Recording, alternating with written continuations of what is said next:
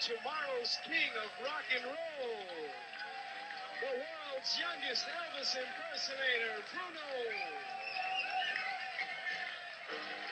That was my special guest, Bruno Mars. And Bruno, that's you as a 4-year-old doing your Elvis impression. You were good. I mean, you were a good little Elvis, weren't you? Man, I see those. I don't even remember that. I can't remember doing that. I don't even think I knew what I was doing. That I was actually impersonating somebody else. I've seen your parents say that, unlike the other kids in the family, who were quite shy when it actually came to performing on stage, you loved it. I was a ham bone. You wanted to be there. You wanted to be little Elvis running around. Is that true? Do you remember that part of it? Yeah, I remember one night I had 100 and some odd fever, and I was about 5 years old, 6 years old, something like that, and my mother wouldn't let me perform, and I was bawling all night up in the room, and I had to call in sick that night, and I couldn't get to put my jumpsuit on, and I was just crying. That's the one thing I remember. What was early life for you and the family like in Hawaii?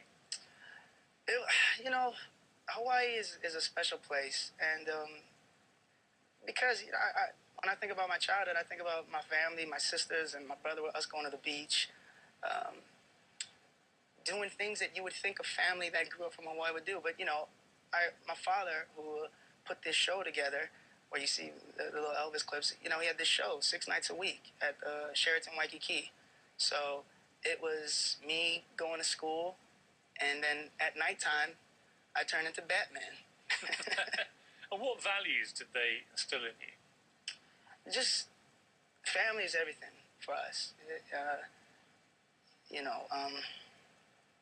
I wouldn't be where I am today without the support and the love that my parents gave me, and the knowledge that my father gave me, because he's the one that put me on to music. He's the one that showed me Jackie Wilson and James Brown and Elvis. What kind of advice did he give you, your dad? Because he's putting you into a business he knew well. It can be a rough business. It can be a lonely place. Right. It can be a place, as you discovered at 18, can be full of great highs and full of terrible lows. Right. His advice, you see, my dad was a showman. My mom's the singer in the family. My dad was kind of the leader as far as putting shows together and finding guys that could sing and doing this doo-wop stuff. That was the show that we were in. It was called the Love Note Show. And my dad has this love for 1950s doo-wop music.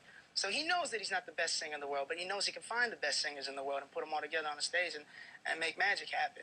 And that's what he did with this. And I think as far as like my father, was like leadership qualities. And that's what he showed me. How did they feel, your family, when Time magazine, one of the most prestigious publications in the world, comes out with its famous annual list of the 100 most influential people in the world, and you're on that list, and you're sharing this with people like Benjamin Netanyahu, right. Barack Obama, Mark Zuckerberg, General David Petraeus, and Justin Bieber.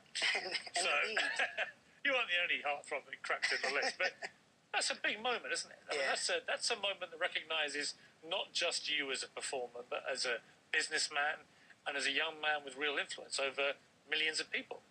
I guess proud. I think my mother and father are just extremely proud, but to them I'll always be little Bruno. And that's what I need. Doing what I do, I need my family, and I need to go back home and feel like I'm safe and everything's cool. If I could take away the money or the women, which would you rather keep? Definitely the women, period. What kind of question is that? What is this, a setup? It's a good answer. Don't you take away my women, please. Don't you do that to me. You can take all the money away, Take all right? the money. All the cars, the houses. I mean, think about this, Bruno. Yeah. This is a big question. I'm good. Does the money, in the end, mean that much? It's obviously great to have it, but does it mean that much to you? No, I'm not doing. Of course, like I said, being able to buy my mom a house. I mean, that's something awesome that I've always wanted to do. But I don't think if you're doing music for money, then I don't know if you can be taken seriously. I mean, you've been involved with songs about desperately wanting to be a billionaire. And that's the beauty about Billionaire. If you listen to the lyrics of it, it's really not about I mean, it is. We touch on it a little bit, but why I wrote Billionaire when I was flat broke. I just helped write a song for Flo Rida. It was the #1 song in the world, biggest downloads ever. It was the #1 song for I don't know how many weeks. It broke records, and I was flat broke. And I was, How? Because I can explain all that. It was just. It works differently for songwriters. Songwriters, you have to wait for residuals, you have to pray that the song's going to be a hit, and then a year later, you might get a check. So you're seeing this song go around the world. Yeah. Massive, huge international hit, and you're making nothing. And I can't buy a sandwich. Literally? Literally. You know, what do you think brings happiness? The simple things. Little things in life. No, hold that. Okay. Let's come back after the break. I want you to think carefully. Okay. I want the Bruno Mars secret recipe to happiness.